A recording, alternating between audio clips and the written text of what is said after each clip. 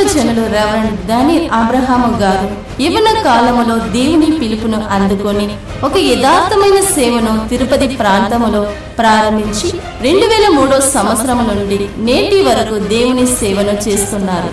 ఇప్పటి వరకు అనేకులు ఆయన పరిచర్య ద్వారాను ప్రార్థన ద్వారాను దేవుని అద్భుతాలు పొందుకుంటున్నారు. దేవుడు ఆయనకిచ్చిన దర్శనాన్ని బట్టి తన పాటల ద్వారాను సాక్ష్యం ద్వారాను సువార్త వాక్య పరిచర్య ద్వారాను అనేకులను ప్రభావితం చేస్తున్నారు. తిరుపతి ప్రాంతములో ప్రతి ఆదివారం 2 ప్రత్యేక ఆరాధనలు జరుగుతున్నది.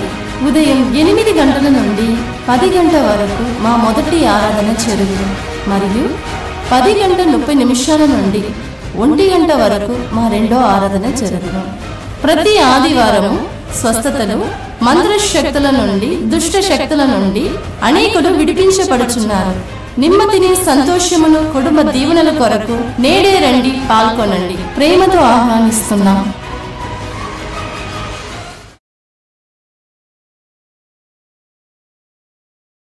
ప్రియమైన దేవుని బిడ్డలారా, నిజం అనే టీవీ కార్యక్రమంలో మనం ఇలా కలిసి ఉన్నాం. ఈ కార్యక్రమాన్ని మీరు వీక్షించడం మాకెంతో సంతోషం. మీరందరూ కూడా ఫోన్ చేస్తున్నారు, అనేకులు మాకెంతో ఆత్మీయంగా ఇది ఉపయోగపడుతుంది ఈ కార్యక్రమం అని తెలియజేస్తున్నారు. చాలా సంతోషం. నా పేరు పాస్టర్ డానియల్ అబ్రహాం. తిరుపతి ప్రాంతంలో ప్రభు యొక్క సేవను సంఘమును నడిపిస్తూ సేవ చేస్తూ ఉన్నాం. అనేకులు మా సేవ ద్వారా ఆశీర్వదించబడుతున్నారు. ఈరోజు కూడా మిమ్మల్ని కలవడం నాకెంతో సంతోషం. దేవుని బిడ్డలారా, మనం ఈరోజు ధ్యానించబోయేది ఏమిటంటే, ఆత్మీయ జీవితంలో మనం విజయం సాధించాలంటే మనకు కావలసినది ఏమిటి? ఆత్మీయ జీవితంలో మీరు నేను గెలవాలని ఆశపడుతూ ఉంటాం. దేవుని వాక్యంలో అనేకులు చదువుతూ ప్రతిరోజు ప్రార్థన చేస్తూ ఉంటారు.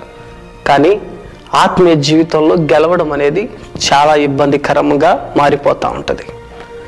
మరి ఎలా గెలవాలి? బైబిల్ గ్రంథంలో మనం చూస్తే యెర్మీయా గ్రంథం 50వ అధ్యాయం 25వ వచనం సెలవిస్తుంది. దేవుడు తన ఆయుధశాలను ఓపెన్ చేసి ఆయుధాలను బయటికి తీస్తున్నాడంట. దేవుడి దగ్గర ఒక పెద్ద ఆయుధశాల ఉంది. దేవుడి దగ్గర ఆయుధాలు ఉన్నాయి. మరి దేవుడు ఎందుకు ఆయుధాలు పెట్టుకొని ఉన్నారంటే తన యొక్క బిడ్డలకు ఇవ్వడానికి. మరి ఆయుధాలను ఎందుకు మనం ఉపయోగించాలి? ఆయుధాలు మనకెందుకు అవసరం అని చెప్పి మనం చూసినట్లయితే, ఆయుధాలు ఎందుకంటే శత్రువుల్ని భయపెట్టడానికి. రెండవదిగా ఆయుధాలు ఎందుకంటే శత్రువుల్ని నాశనం చేయడానికి. దేవుని బిడ్డలారా, దేవుడు కారణం లేకుండా నీకు నాకు ఆత్మీయమైన ఆయుధాలని ఇవ్వలేదు. ఈరోజు నువ్వు పరలోక రాజ్యానికి చేరాలంటే ఆత్మీయమైన ఆయుధాలు అవసరం. స్పిరిచువల్ వెపన్స్, ఆత్మీయమైన ఆయుధాలు. ఈరోజు లోక ప్రకారంగా ఉండే ఆయుధాలు కాదండి. కత్తులు, కటార్లు, ఖడ్గాలు, కొడవళ్ళు, మరి గన్లు, తుపాకీలు, AK-47లు, ఇంకా ఎన్నో ఆయుధాలు ఉన్నాయి ప్రపంచంలో. అలాంటి ఆయుధాలు కాదండి నేను చెప్పేది. దానివల్ల సాధించాలనుకున్న వాళ్ళంతా నాశనం అయ్యారు, కానీ వాళ్ళు సాధించింది ఏం లేదు. ఆఖరికి వారి ప్రాణాన్ని కూడా రక్షించుకోలేకపోయారు. కానీ దేవుని దగ్గర తన ప్రజలకని ఒక గొప్ప ఆయుధం నిలిచి ఉంది. ఈరోజు నీకు నాకు ఆ ఆయుధాన్ని దేవుడు ఇస్తున్నాడు. దాని గురించే మనం ధ్యానించబోతున్నాం. మత్తయి సువార్త 10వ అధ్యాయం 22వ వచనం సెలవిస్తుంది, అంతం వరకు నిలిచి ఉన్నవాడు, సహించువాడు మరి దేవుని రాజ్యంలో చేరుతాడంట. అంతం వరకు ఉండాలంటే తప్పకుండా ఒక ప్రత్యేకమైన శక్తి లేక ఆయుధాలు మనకి అవసరం. 1 కొరింథీయులు 3వ అధ్యాయం 14వ వచనం సెలవిస్తుంది, దేవుని బిడ్డలారా, ఒకడు కట్టినది నిలిచిన ఎడల వాడు ధన్యుడగును, దేవుని రాజ్యానికి చేరతాడని చెప్పబడుతుంది. కాబట్టి మనం కట్టినది నిలబడాలన్నా దానికి కాపలా ఉండాలి. కాపలా ఉండాలంటే ఆయుధాలు కావాలి. దేవుని బిడ్డలారా, దేవుని వాక్యం ఈరోజు మనతో అదే సెలవిస్తుంది. మనం ఎలాగా మన ఆత్మీయ జీవితాన్ని ముందుకు తీసుకెళ్లాలంటే అనేకమైన ఆటంకాలు ఉన్నాయి. నీ లైఫ్లో, నా లైఫ్లో ప్రతి ఒక్కరు ఎవరెవరు యేసయ్యను నమ్ముకొని వాళ్ళ ఆత్మీయ జీవితం, స్పిరిచువల్ లైఫ్ని స్టార్ట్ చేశారో, they are all facing many problems. అనేకమైన సమస్యల్ని వారు ఎదుర్కొంటున్నారు. ఎలా జయించాలి? ఈరోజు నువ్వు అదే నేర్చుకోబోతున్నావు. దేవుని బిడ్డలారా 2 కొరింథీయులు 10వ అధ్యాయం 4వ వచనం సెలవిస్తుంది, ఇది శరీర సంబంధమైన ఆయుధాలు కాదంట, ఇది ఆత్మ సంబంధమైన ఆయుధాలు. దేవుని బిడ్డలారా, ఆత్మ సంబంధమైన ఆయుధాలు అంటే ఎలాంటివండి? వాటి గురించి మనం ఇంకా స్పష్టంగా తెలుసుకోబోతున్నాం. పూర్తిగా వినండి, ఆఖరి వరకు వాక్యం వినండి. దేవుని బిడ్డలారా, తప్పక మీ ఆత్మీయ జీవితం మెరుగుపడుతుంది. ప్రియులారా, రోమీయులకు రాసిన పత్రిక 13వ అధ్యాయం 12వ వచనం సెలవిస్తుంది, ఇది తేజస్సు సంబంధమైన యుద్ధోపకరణములంట, వెలుగు సంబంధమైనది అంటే దేవునికి సంబంధమైన ఒక యుద్ధోపకరణములు. దీన్ని ధరించుకోవాలి. దేవుడు నీకు నాకు ఇస్తున్న ఆయన వెలుగు సంబంధమైన ఆయుధాలని ఉపయోగించడం ద్వారా ఆత్మీయ జీవితంలో మనం గెలవచ్చు. మీ స్పిరిచువల్ లైఫ్ని గెలవడానికి దేవుడు ఒక ప్రత్యేకమైన ఆయుధాలని మీకు ఇస్తున్నాడు. నేను దాన్ని ధరించుకోవాలి. తప్పకుండా ధరించాలి. ప్రియమైన వారలారా, మీరు ధరిస్తారా? చూడండి, బాగా గమనించండి. దేవుడు మనకి ఆయుధాలు ఎందుకు ఇచ్చేది? మనం వాటిని ధరిస్తేనే ఈ యొక్క ఆత్మీయ జీవితంలో ఫైట్ చేయాలి, వాటిని గెలవాలి అని దేవుని చిత్తం. ఉదాహరణకి ఒక పెద్ద సోల్జర్ ఉన్నారనుకో, ఎన్నో ఏండ్ల ఎక్స్పీరియన్స్ ఉంది. ఆయన ఒక టెర్రరిస్టులు అంటే తీవ్రవాదులు దాడి చేస్తున్నారు, అంటే సంఘానికి శత్రువులు దేశం మీద పడి మరి వారిని దాడి చేసి దేశాన్ని పాడు చేసే వాళ్ళు ఉన్న ప్రాంతానికి ఒక సోల్జర్ లేకపోతే ఒక సైనికుడు వెళ్ళాడు అనుకోండి. ఆయన ఏం చెయ్యాలి? దేవుని బిడ్డలారా, నేను చాలా పెద్ద సోల్జరు, నేను అలాగే వెళ్తానని చెప్పి నేరుగా వెళ్తే టెర్రరిస్టుల దగ్గర ఏమవుతాడు? టెర్రరిస్టులు వాడిని కాల్చి చంపేస్తారు. అవునా కదా? ఎంత పెద్ద టాలెంట్ ఉండే సోల్జర్ అయినా సరే అతను ఏం చేయాలి? బుల్లెట్ ప్రూఫ్ అంటే శత్రువులు దాడి చేసినప్పుడు ప్రవేశించని ఆ ఒక ప్రత్యేకమైన వస్త్రాన్ని ధరించాలి. దాన్ని బుల్లెట్ ప్రూఫ్ అంటారు. రెండవదిగా మనం చూసినట్లయితే ప్రత్యేకమైన తల కవచాన్ని వేసుకోవాలి. ఎందుకంటే తలకి గాయం అయితే తొందరగా మరణిస్తాడు. సో అది మాత్రం కాకుండా చేతికి గన్ ఉండాలి. ఇవన్నీ వేసుకొని వెళ్తేనే అతను సోల్జర్ అవుతాడు, యుద్ధం చేయగలడు. మీరు కూడా ఆత్మీయ జీవితంలో దేవుడిచ్చే ఆయుధాలు ఉపయోగించుకోకుండా డైరెక్ట్గా వెళ్ళి నేను ప్రార్థన చేసేస్తాను, నాకు ప్రార్థన వచ్చు, నాకు బైబిల్ వచ్చు అని చెప్పి వెళ్ళిపోతే కాదు. ఒక ప్రత్యేకమైన ఆయుధాలని పద్ధతి ప్రకారం ఉపయోగించాలి. ఈరోజు మీ చేతికి ఒక గన్ ఇచ్చి నీ శత్రువుని నాశనం చేయంటే నువ్వు కరెక్ట్గా కాల్చగలవా? ప్రాక్టీస్ చేయాలి. ఎన్నో ఏండ్ల ప్రయత్నం తర్వాత నువ్వు శత్రువును ఓడించే శక్తిని దేవుడు నీకు ఇస్తాడు. దేవుడు ఈరోజు అదే నీకు నేర్పించబోతున్నాడు. నీ ఆత్మీయ జీవితంలో ఇన్నేళ్ళు ఓడిపోతున్నావా? ఎంత ప్రయత్నించినా, ఎంత టాలెంట్ ఉన్నా, ఎంత జ్ఞానం ఉన్నా, ఎన్ని ఏండ్లు చర్చికి వెళ్ళినా, ఎన్ని రకాలైన మీటింగ్లకు వెళ్ళినా, ఎన్ని రకాలైన వాక్యాలు విన్నా ఇంకా ఓడిపోతున్నావా? కారణం ఏంటి తెలుసా? ఆ సోల్జరు లేకపోతే ఆ సైనికుడు గన్ను, ఆ బుల్లెట్ ప్రూఫ్, తలకి కవచం లేకుండా వెళ్ళి యుద్ధంలో చచ్చినట్టే నీవు కూడా ఆత్మీయ జీవితంలో ఓడిపోతున్నావు. నువ్వు ఓడిపోవడానికి దేవుడు పిలవలేదు, నీకని కొన్ని ఆయుధాలు ఇచ్చున్నాడు. వాటిని గురించి విపులంగా మనం ధ్యానించబోతున్నాం.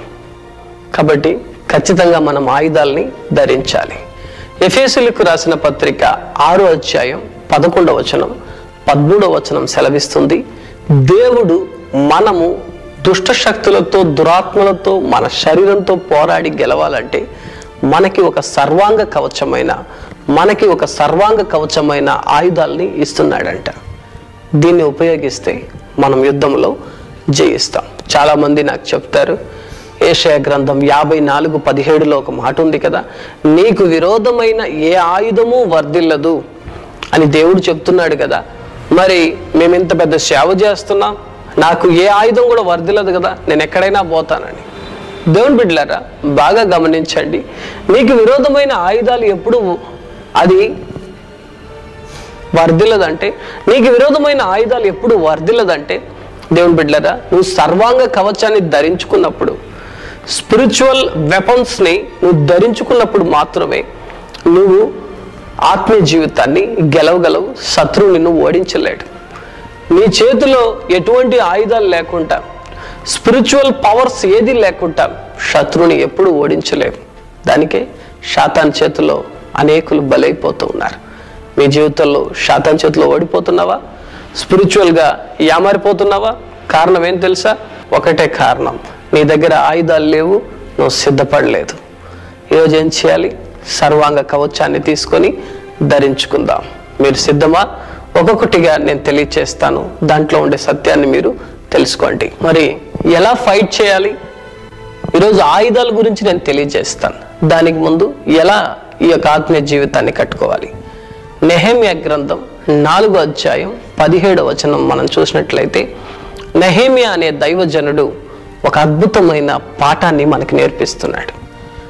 వాళ్ళు యెరూషలేం పట్టణాన్ని తిరిగి కట్టడానికి నెహెమ్యాతో పాటు అనేకులు వెళ్తారు, ఇజ్రాయేలీయులు. కానీ శత్రువులు వారి మీద ఆ పట్టణాన్ని కట్టుకోకుండా దాడి చేస్తారు. అప్పుడు ఈ నెహెమ్యా, ఆయనతో పాటు ఉంటున్న ఆయన ఒక స్నేహితులు, మరి దేవుణ్ణి ప్రేమించే భక్తులు అందరూ కలిసి ఏం చేస్తారంటే, ఒక చేత్తో యెరూషలేం పట్టణాన్ని కడతారు, ఒక చేతిలో ఆయుధాన్ని పట్టుకొని ఉంటారు. మీరు చూసిన వాక్యములో అదే ఉంటుంది దేవుని బిడ్డలారా. దేవుని రాజ్యానికి మనం వెళ్ళాలంటే మన ఆత్మీయ జీవితాన్ని ఒక చేత్తో కట్టుకుంటూ ఒక చేత్తో శత్రువుతో మనం దాడి చేయాలి. We must fight against Satan. ఖచ్చితంగా మనం సాతాన్ని ఎదిరించి పోరాడాలి. దానికని వాడితో పోరాడుతూనే ఉండడం మాత్రం కాదు, మన ఆత్మీయ జీవితాన్ని కట్టుకోవాలి. We must build our spiritual life. మన ఆత్మీయ జీవితాన్ని కట్టుకోవాలి. దేవుడు ఈరోజు నీతో మాట్లాడుతూ ఉన్నాడు. 2 పనులు మనకిచ్చాడు దేవుడు. నీవు ఆయుధాలు ఉపయోగించి శత్రువుని ఓడించాలి. ఆ ఆయుధంతోనే నీవు ఆత్మీయ జీవితాన్ని కట్టుకోవాలి. ఎఫెసీయులకు రాసిన పత్రిక 6వ అధ్యాయం 10వ వచనం నుండి 14 ఉండే వచనాల వరకు మనం చూసినట్లయితే ఒక్కొక్క ఆయుధము చెప్పబడుతుంది. మొదటి ఆయుధం ఏంటంటే బెల్ట్, అంటే నడుముకు కట్టుకునే దట్టి. నడుముకు కట్టబడే ఆ దట్టి అంటే బెల్ట్ అన్నమాట. దాన్ని సత్యముగా భావిస్తూ ఉంది. దేవుని బిడ్డలారా, సైనికుడు అనేవాడు ఎన్ని వస్త్రాలు ధరించుకుంటాడో, మరి అనేక వస్త్రాలు వాడు ధరించాల్సింది, అనేక ఆయుధాలని వాడు లోడ్ చేసుకుంటా ఉంటాడు. కానీ అన్నీ నిలబడాలంటే ఒక బెల్ట్ వేస్తారండి వాళ్ళు. నడుముకు వేసే ఆ బెల్ట్ ద్వారా అన్ని ఫిట్ అవుతుంది. స్ట్రాంగ్గా ఉండాలి ఆ బెల్ట్. బలమైన ఒక బెల్ట్గా అది ఉన్నప్పుడు వాళ్ళు చాలా ఫిట్గా నిలబడగలరు. ఆ ఆయుధాలు అది మోయగలదు. అవును దేవుని బిడ్డలారా, సత్యం అనేది మనం స్ట్రాంగ్గా ఉండాలి. ఆత్మీయ జీవితంలో నీవు యుద్ధం చేయాలంటే దేవుడిచ్చే మొదటి ఆయుధం సత్యం. సత్యంగా నీలో స్ట్రాంగ్ ఉంటే నీవు ఆత్మీయ జీవితాన్ని గెలవగలవు. దేవుడు నీతో మాట్లాడుతున్నాడు. యోహాను సువార్త 17వ అధ్యాయం 17వ వచనం సెలవిస్తుంది, దేవుని వాక్యమే సత్యం, దేవుని మాటలే సత్యం. నీ చేతికి దేవుడు బైబిల్ అందించాడు. బైబిల్ చదవడానికి బద్ధకంగా ఉందా? బైబిల్ ఎత్తుకుంటే నిద్ర వచ్చేస్తుందా? బైబిల్ ఎత్తుకుంటే వాక్యం వింటుంటే ఏదో పనులు చేయాలనిపిస్తుందా? టీవీల ముందు గంటలు గంటలు కూర్చుంటారు, ఎంతో సంతోషంగా ఆనందిస్తూ ఉంటారు. బైబిల్ ఎత్తుకుంటే అలాగ నిద్రపోతూ ఉంటారు. నాకు తెలిసిన ఒక సోదరి ఉంది, బైబిల్ ఎత్తుకున్న ప్రతిసారి ఆవలిస్తూ ఉంటుంది, అలాగా బైబిల్ మీదే పడి నిద్రపోతూ ఉంటుంది. ఒకవేళ నీవు కూడా అలాంటి వ్యక్తి అయితే నువ్వు స్ట్రాంగ్ లేదు దేవుని బిడ్డ. నువ్వు గెలవాలంటే తప్పకుండా స్ట్రాంగ్ అవ్వాలి. చూడండి, బైబిల్ వాక్యములలో 2 రకాలైన బోధలు ఉన్నాయని హెబ్రీయుల పత్రిక 5వ అధ్యాయం 12 నుండి 14 వరకు చూసినట్లయితే, పాల బోధ, రెండవది బలమైన ఆహారం. పాల ఆహారము, బలమైన ఆహారం, 2 రకాలైన బోధలు ఉన్నాయి. ఆత్మీయ జీవితాన్ని బలపరచుకోవడానికి మిల్క్ ఫుడ్ ఉంది, సాలిడ్ ఫుడ్ ఉంది. దేవుని బిడ్డలారా, ఆత్మీయ జీవితాన్ని పుట్టిన బిడ్డగా ఉన్నప్పుడు వాళ్ళకి మిల్క్ ఫీడ్ చేస్తారు, అంటే పాల ఆహారం తినిపిస్తారు. రెండోదిగా బలము వచ్చిన తర్వాత బలమైన ఆహారం ఇస్తారు. దేవుని బిడ్డలారా, ఒకప్పుడు అది కావాలి పాల ఆహారం, రెండోదిగా మనకు అవసరం బలమైన ఆహారం. సో నువ్వు ఆత్మీయ జీవితంలో ఇంకా బైబిల్ జ్ఞానం పెంచుకొని, కన్కార్డెన్స్ లాంటివి తీసుకొని, ఒక్కొక్క వాక్యంలో ఉంటున్న సత్యాల్ని గ్రహించు, ఇంకా దేవుని వాక్యాన్ని చదువు, ఇంకా అనేక రెఫరెన్స్ ధ్యానించు. పాత నిబంధన కొత్త నిబంధనలో ఉంటున్న సత్యాన్ని బాగా గ్రహించినట్లయితే శత్రువు నిన్ను ఓడించలేడు దేవుని బిడ్డ. మొదటి ఆయుధం నీ అంబుల పొదిలో చేరిపోతుంది, నీ లైఫ్లో వచ్చి యాడ్ అయిపోతుంది. రెండవదిగా మనం చూసినట్లయితే నీతి అనే మైమరువు చెప్పబడుతుంది. దేవుని బిడ్డలారా, శత్రువు మన మీద దాడి చేసినప్పుడు మన మీద పడకూడదంటే నీతి ఉండాలి అడ్డుగా. మైమరువు, నీతి ఉండాలి మనకి. సో దేవుని బిడ్డలారా, సామెతల గ్రంథం 12వ అధ్యాయం 22వ వచనం సెలవిస్తుంది, నీతిమంతులు దేవునికి ఇష్టలంట. సత్యవర్ధనులు ఆయనకు ప్రియులు అంట. సత్యం ప్రకారం నీతి చేసే మనం దేవునికి ఇష్టలవుతాం. దేవునికి సంతోషపెట్టేది ఎవరంటే ఈ యొక్క నీతి కలిగిన వారే. నువ్వు నీతి చెయ్యాలి. చాలామంది వాక్యాలు వింటూ ఉంటారు, వేల వాక్యాలు తెలిసిన వాళ్ళు ఉన్నారు. బైబిల్ని 20 సార్లు 30 సార్లు ముగించిన వాళ్ళు ఉంటారు. బైబిల్ సారాంశం తెలుసుకోరు. నీతి చెయ్యాలి దేవుని బిడ్డ. అనేకుల్ని ఆదుకో, అనేకులకు ప్రేమ చూపించు, అనేకులకు సువార్త అందించు, నీతి చెయ్యి. ఇదే నీ లైఫ్లో నిన్ను కాపాడేది. ఎందుకు మనకి ఇక్కడ ప్రొటెక్షన్ కావాలంటే ఇక్కడ మన హార్ట్ ఉంటుంది. మన హార్ట్ని కాపాడాలి. మన హృదయం, మీ హృదయము పరిశుభ్రమైనదిగా ఉండాలంటే, అది పరిశుద్ధత కలిగి ఉండాలంటే నీతి క్రియలు చేయాలి. మొదటేమో సత్యముతో స్ట్రాంగ్ అవ్వాలి, వాక్యంతో. రెండోది ఆ వాక్యం విని అలా వదిలిపెట్టకుండా నీతి క్రియలు మనం చేయాల్సి ఉంటుంది దేవుని బిడ్డలారా. మూడవదిగా మనం చూసినట్లయితే సువార్త అనే సిద్ధ మనస్సు. దాన్ని దేవుడు చప్పల్స్కి లేకపోతే కాళ్లకు తొడుక్కునే ఆ ఒక షూస్కి పోలుస్తూ ఉన్నాడు. దేవుని బిడ్డలారా, కాళ్లకు స్థిరమైన ఒక చప్పల్స్ మనకు అవసరం అవుతుంది. ఒక సైనికుడుగా పిలువబడిన వాడు ఎక్కడంటే అక్కడ నడవాల్సి ఉంటుంది. అగ్గిలో నడవాలి దేవుని బిడ్డలారా, అడవిలో నడవాలి, రాళ్ళు, కొండలు, మెట్టలు, ఎక్కడైనా నడవాల్సి ఉంటుంది. అతనికి ఒక స్ట్రాంగ్ అయిన చెప్పులు కావాలి, స్ట్రాంగ్ అయిన షూస్ కావాలి. మరి ఏమిటది? సువార్త. రోమీలకు రాసిన పత్రిక 1వ అధ్యాయం 16వ వచనం సెలవిస్తుంది, సువార్త అనేది శక్తి అంట.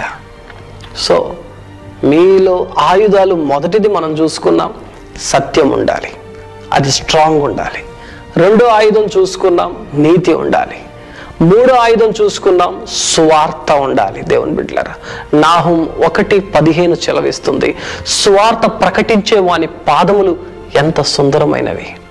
దేవుని బిడ్డలారా, సుందరమైనది. నలుగురికి దేవుని వాక్యం చెప్పేది అది ఒక పనిగా చాలా మంది అనుకుంటారు. కాదు, అది నీ ఆయుధం. దేవుని శక్తిని బయటికి నీ లైఫ్లో తీసుకొచ్చేది సువార్త. స్పిరిచువల్ పవర్ని నీకు తీసుకొచ్చేది సువార్త దేవుని బిడ్డ. ఈరోజు నీ జీవితంలో, నా జీవితంలో దేవుని శక్తి బయటికి రావాలంటే ఎలాగండి? సువార్త. సువార్త చెప్పడం వల్లే నేను అనేక అద్భుతాలు చూశాను. చాలామంది చర్చి పెట్టుకొని కూర్చుంటారు కానీ సువార్త వెళ్ళి చెప్పరు.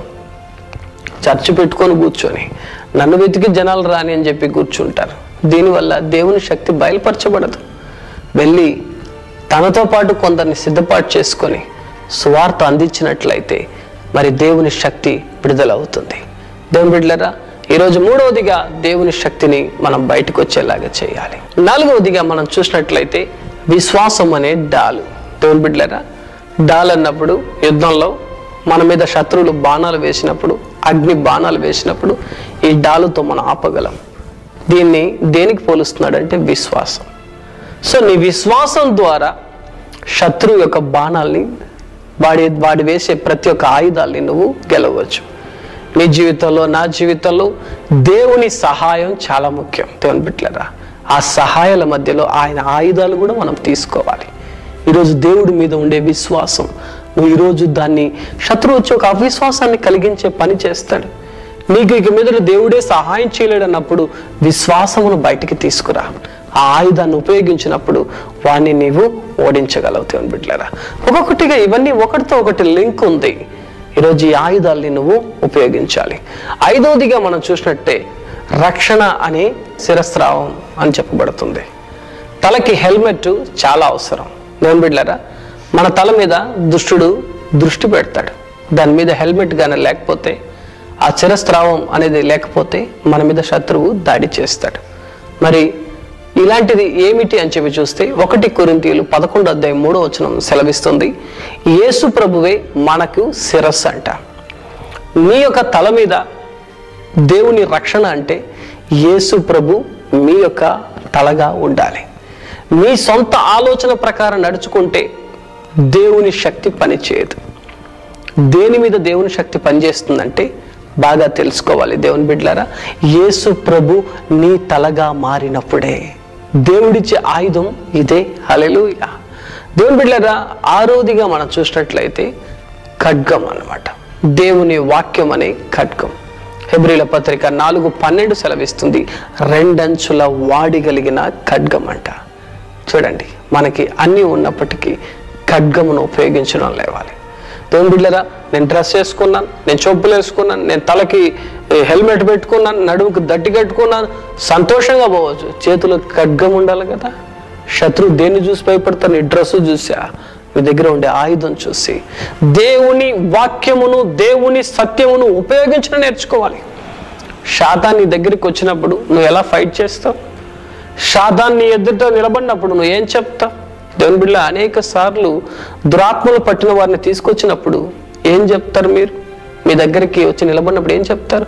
వాడు చెప్తాడు, మొదట నువ్వేం చేయలేవు, నన్ను నీలో ఉండే శక్తితో నన్ను ఏం చేయలేవు, నువ్వేం చేయలేవు, నేను ఈ యొక్క స్త్రీని విడిచి వెళ్ళను, ఈ పురుషుని విడిచి వెళ్ళను అని శాతాన్ చెప్పినప్పుడు ఏం చేస్తావు? ఖడ్గంను ఉపయోగించేది తెలుసుకోవాలి. దేవుని బిడ్డలారా, దేవుని వాక్యం రెండంచుల పదును కలిగినది.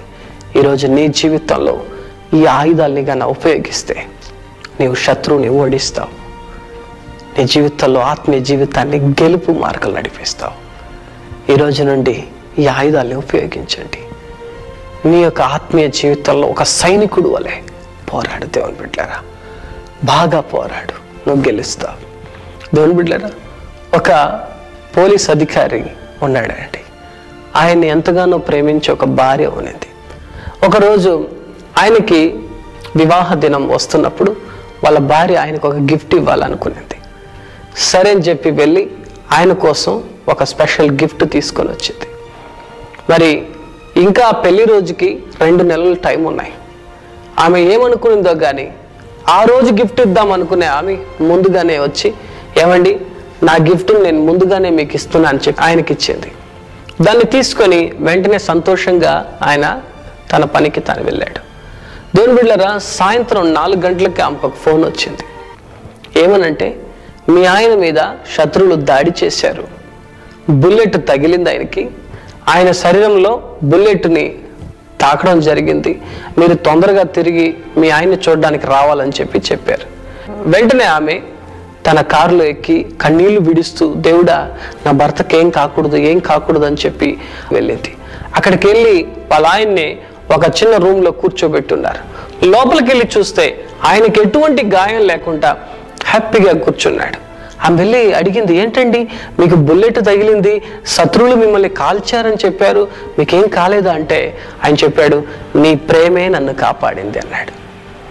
ఏంటండి ఎలాగండి అంటే, నువ్వు ఈరోజు నాకు ఇచ్చావు చూడు బుల్లెట్ ప్రూఫ్ జాకెట్, దాన్ని ధరించుకున్నాను నేను ఇక్కడ నుంచి బయలుదేరేటప్పుడే. దాన్ని ధరించుకొని వెళ్ళేటప్పుడు శత్రువులతో సడన్గా ఒక గొడవ జరిగింది. వారిని నేను కాల్చడానికి వెళ్ళినప్పుడు వాళ్ళు అకస్మాత్తుగా మిస్ఫైర్ చేసి నన్ను కాల్చారు. అక్కడ నాకు కరెక్ట్గా నా గుండెల మీదకు ఆ ఒక బుల్లెట్ దూసుకెళ్ళింది.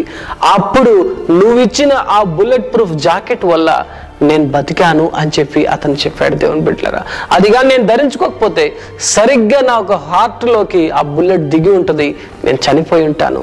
నీ ప్రేమ నన్ను కాపాడింది. 2 నెలలకు ముందుగానే నువ్వు ఇచ్చిన అది 2 నెలల తర్వాత నేను ధరించడానికి నేను ఉండేవాడిని కాదు. ముందుగా నువ్వు ఇవ్వడం వల్లే ఈరోజు నీ భర్తను నువ్వు కాపాడుకున్నావు, నీ ప్రేమ వల్ల బతికున్నానని చెప్పి కన్నీళ్లతో ఆమెను హత్తుకొని చెప్పాడంట. దేవుని బిడ్డలారా, దేవుడు నీకు ఇచ్చిన ఆయుధాన్ని కూడా నువ్వు ఉపయోగించు. ఎప్పుడో శత్రువు వస్తాడు, ఎప్పుడో మనం వేస్తామనేది కాదు, ప్రతిరోజు ధరించుకొని ఉండాలా. ఈ ఆయుధాలని నువ్వు ధరించుకొని ఉన్నప్పుడు దేవుడు నిన్ను ఆశీర్వదిస్తాడు. దేవుని బిడ్డలారా, దేవుడు నిన్ను ఉపయోగిస్తాడు. దేవుడు నీకు మేలు చేయాలని నేను ప్రార్థన చేయాలనుకుంటున్నాను.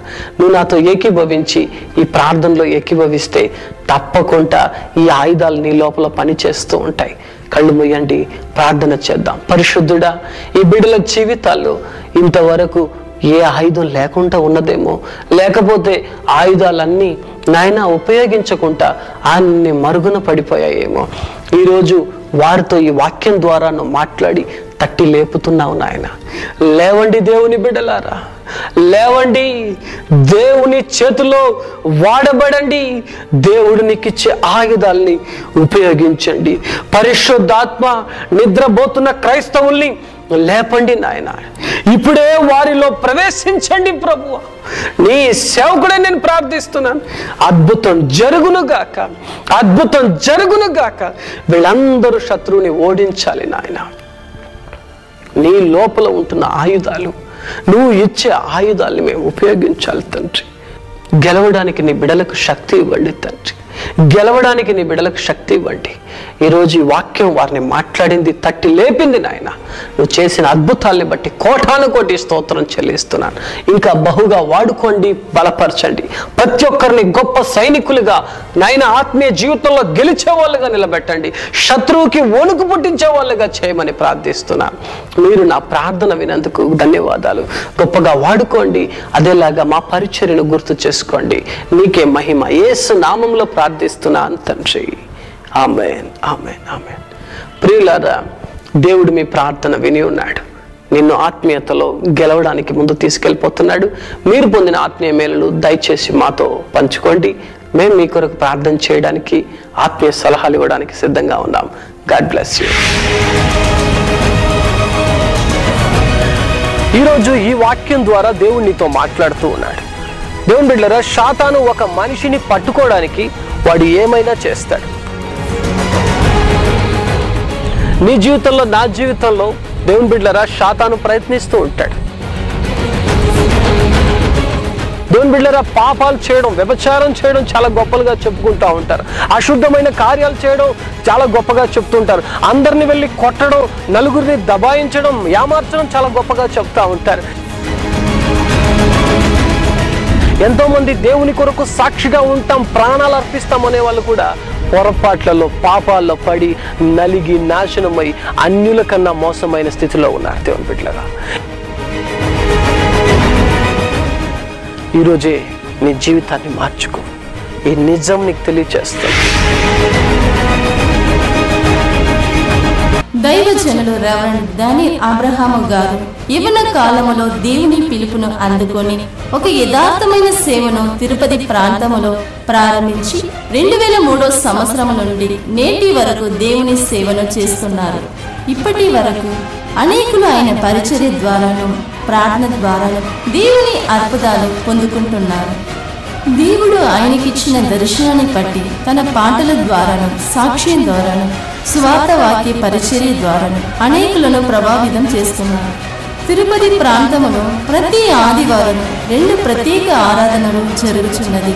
ఉదయం 8 గంటల నుండి 10 గంటల వరకు మా మొదటి ఆరాధన జరుగును. మరియు 10 గంటల 30 నిమిషాల నుండి 1 గంట వరకు మా రెండో ఆరాధన జరుగును. ప్రతి ఆదివారము స్వస్థతలు, మంత్ర శక్తుల నుండి, దుష్ట శక్తుల నుండి అనేకులు విడిపించబడుచున్నారు. నిమ్మతిని, సంతోషమును, కుటుంబ దీవెనల కొరకు నేడే రండి, పాల్గొనండి. ప్రేమతో ఆహ్వానిస్తున్నాం.